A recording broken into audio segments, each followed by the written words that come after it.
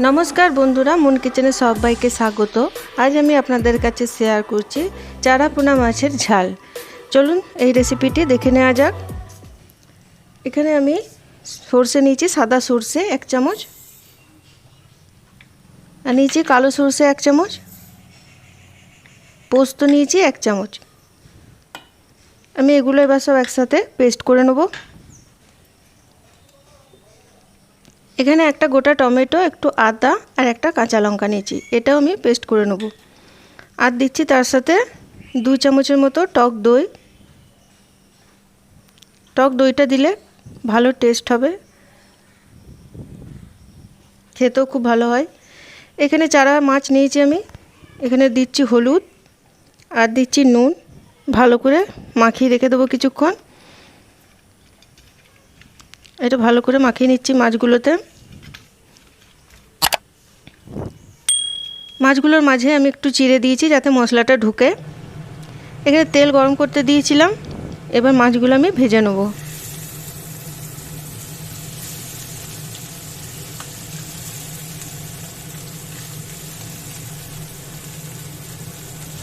মাছগুলো ভালো করে উল্টে পাল্টে লাল লাল করে ভেজে নিতে হবে।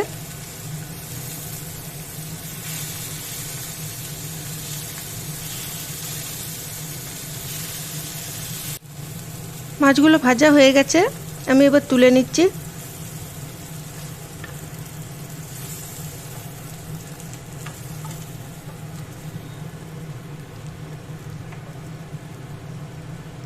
এবার ওই প্যানে আমি একটুখানি তেল দিচ্ছি, 2 চামচের মতো তেল। সরষের তেল দিয়ে বানাচ্ছি রান্নাটা, আপনারা এখানে সাদা তেলও ব্যবহার করতে পারেন। এখানে দিচ্ছি কালো জিরে 1/2 চামচ,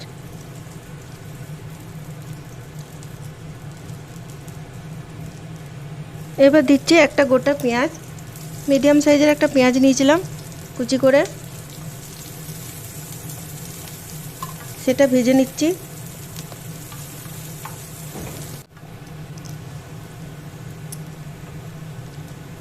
লাল লাল করে ভাজা হয়ে গেছে, এবার আমি দিচ্ছি কাশ্মীরি লঙ্কার গুঁড়ো 1/2 চামচ। এখানে কালারটা খুব ভালো আসে কাশ্মীরি লাল লঙ্কার গুঁড়োটা দিলে। এবার দিচ্ছি টমেটো, আদা আর কাঁচা লঙ্কার বাটা। এবার এই মশলাটা ভালো করে আমাকে কষিয়ে নিতে হবে।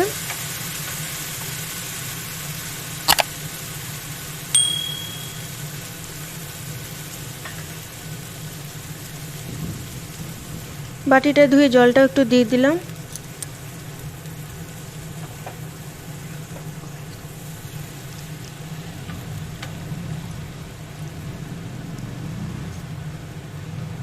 এবার দিচ্ছি হলুদ গুঁড়ো 1/2 চামচ, নুন স্বাদ মতো, আপনারা নিজেদের আন্দাজ অনুযায়ী নুনটা দিয়ে নেবেন।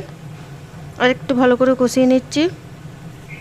এভাবে মাছটা রান্না করে দেখবেন, খেতে খুব ভালো হয়। গরমের দিনে চারা মাছের ঝাল খেতে খুব ভালো লাগবে। দুটো দিচ্ছি কাঁচা লঙ্কা চেরা।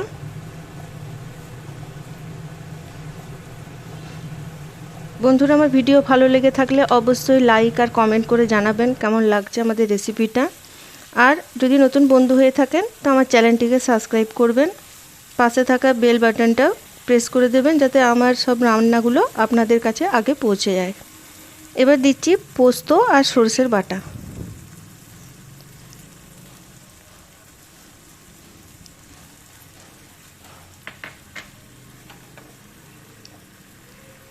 এটা বেশিক্ষণ কষাবো না, একটুখানি নেড়ে এবার বাটিটা একটু ধুয়ে দিয়ে দিচ্ছি।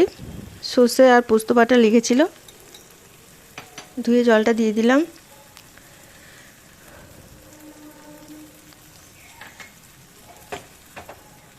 এটা একটু নাড়াচাড়া করব, খুব বেশি করব না।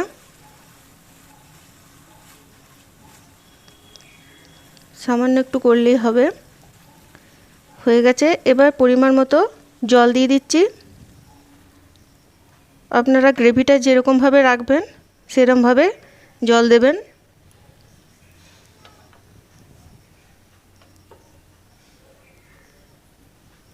এবার মাছগুলো আমি দিয়ে দিচ্ছি।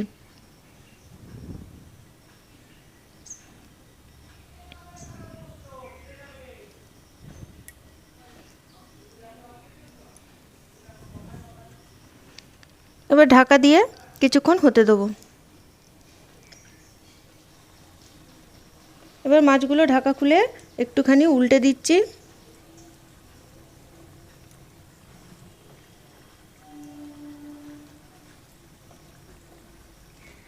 উল্টে পাল্টে মাছগুলো তৈরি হয়ে গেছে চারা পোনা মাছের ঝাল। কিছুক্ষণ ঢাকা দিয়ে রেখে দিচ্ছি।